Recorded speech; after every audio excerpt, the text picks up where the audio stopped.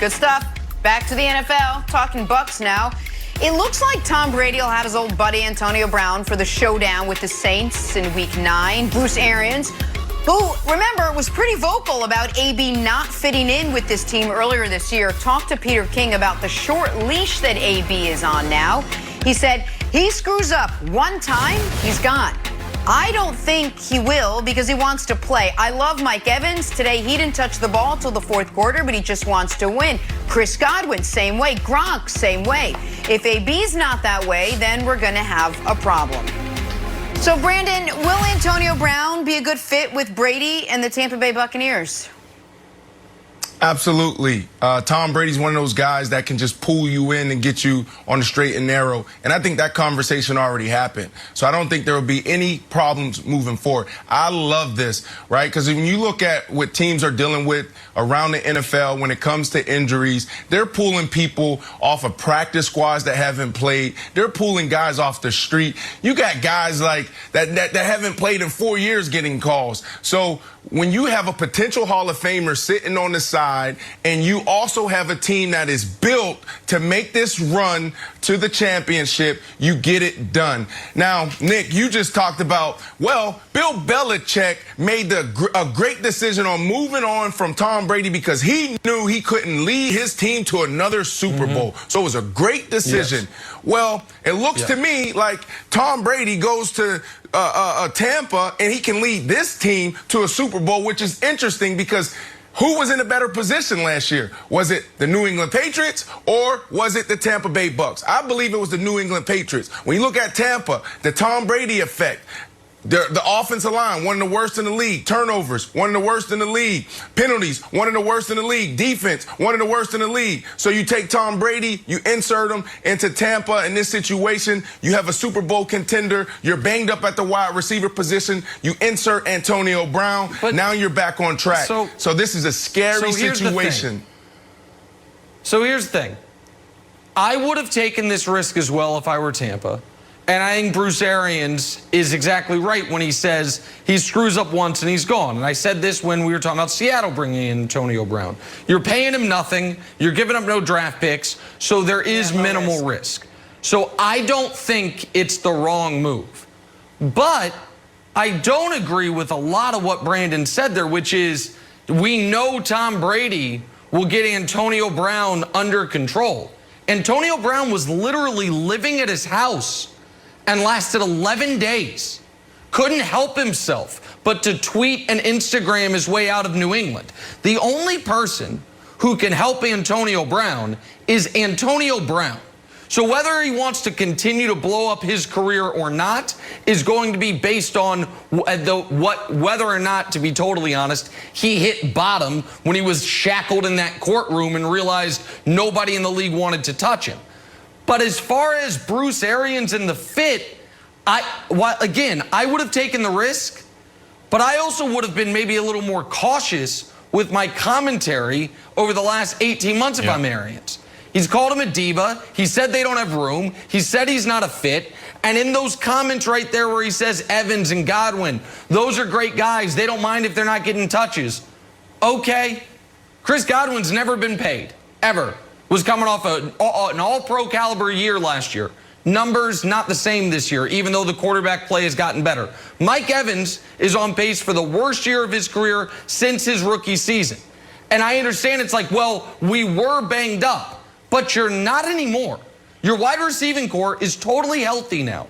And some of those mouths aren't going to be fed. They're not healthy. Okay, he asked them before. He asked them before the start of last game, where are you guys at? And they said 80%, 85%, 90%. Yeah. They're not healthy. Are they out there playing? Yes. But they can't, as a receiver, you need to be fully healthy if you want to be efficient and effective out there on Sunday. Jump in, Wilds. So Brandon, they're gonna get healthy, right? It's like a hamstring. So it's like once Mike Evans is healthy, Antonio Brown might still be on the team. He might not. He might talk himself off. But, Nick, I'm going to go a little bit deeper on your Antonio Brown thing and Bruce Arians. Here's an article from the Washington Post. I'll read you the headline. Antonio Brown's feuding with Bruce Arians, Emmanuel Sanders, and everyone in his mentions. And this wasn't brought up when Arians was talking about it's not a fit. And remember, he said it's not a fit, there's not enough room. And everyone's like, the reporter's like, well, what about Perryman? He's gone. He's like, well, no, not a fit. And not enough money. Like, well, what if it's free? Bruce Arians doesn't want him on the team. I am not buying that he's had a total change of heart in the past 18 months. Here's what Antonio Brown said about Bruce Arians in a now deleted tweet, January 16th. He didn't draft me, talking about Arians. He drafted Sanders, same guy who missed rehab, so he's throwing Sanders under the bus. Missed rehab to go on networks, talk about me in a situation he had zero clue about. Listen to this. Arians now wears Kangol hats and glasses, but I'm a diva? So it's like, it's just an odd fit. And I don't think Bruce Arians is like it's all water under the bridge. It's not Brandon. He's like, hey, if he makes one mistake, the level of mistakes that Antonio Brown can make are actually pretty terrifying. But I don't know. Yeah, it's but like, first you're of all, 20 minutes late for a meeting. Is that it? Like, yeah, when, but when first of all, he hasn't tweeted. I don't want to be so negative first of all, about it, he hasn't tweeted or Instagrammed anything in months. When that suspension came down, Antonio Brown has been straight clean. And that is a big deal for this kid. Think about how he has no type of self-control when it comes to social media. For the past couple months, he hasn't done anything on social media. That's one. And two, this is not odd. We see this in business. We see this in politics. We see this all over the place. People coming together for one common goal, to win or to be successful. Right. So when you have a Super Bowl, the Lombardi Trophy sitting right there, they're going to do everything they can. Because Bruce Arians, he just walked away from football. You don't think he wants that Super Bowl trophy? You don't think those other guys in that locker room, Mike Evans and Gronk and Godwin, you don't think they want that Super Bowl trophy and saying, let's get it done? Whatever it takes. It's hard to win a game in the National Football League, let alone a Super Bowl. That's and the fine, truth is, he's not going to play. He's not going to play for Bruce Arians. Let's face it, he's going to play with Tom Brady. That's why this whole idea that Brady had nothing to do with the move is a joke. It's all about Tom Brady. Listen, that is right. This is because Brady wanted him there. There is no equivocation, no question about it. And maybe it will work. Again, Antonio Brown, when he's been on the field in his career, is as productive as any receiver ever. But we can't pretend like he's not a live wire, and we can't pretend like there aren't certain guys in the Bucs locker room, I would imagine, that did not greet this news with open arms. That's all I'm saying, Jenna. All right, let's move on. Time for a little drawing a blank now. Switch sports, switch actors, the whole bit. Kevin Durant and Kyrie Irving are collaborating on a Nike basketball shoe. The two haven't played a game together yet, but already they're working on a shoe. That's confidence right there. Brandon, KD and Kyrie collabing on a new shoe is blank. You know what, Wiles? This is great for Kyrie. I know you're a sneakerhead, but Kyrie's shoes in the past have been terrible. They stink. So he needs help. I like what KD does with his shoes. So him collaborating really benefits more of Kyrie. This is good for Kyrie. And it's also, stop it with that. What is this? That was a one-off thing. What is this? SpongeBob? Stop.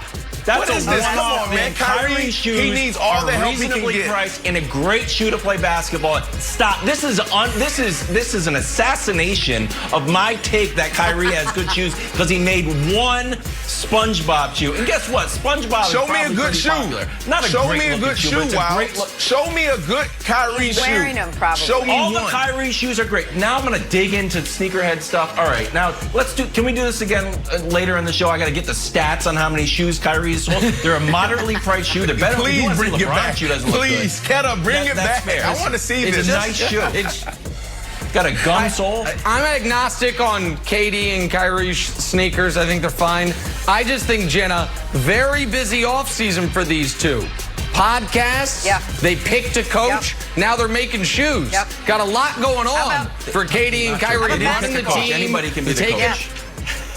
Anybody can be. Oh, that's Anybody right. They're going to pick a coach and coaching. That's right. That's right. Take your time, guys. Let's head to All that work Cleveland. for LeBron. Brandon, they're not LeBron. They're not LeBron. What's next for the Browns now that Odell is done for the season? That's next. First things first.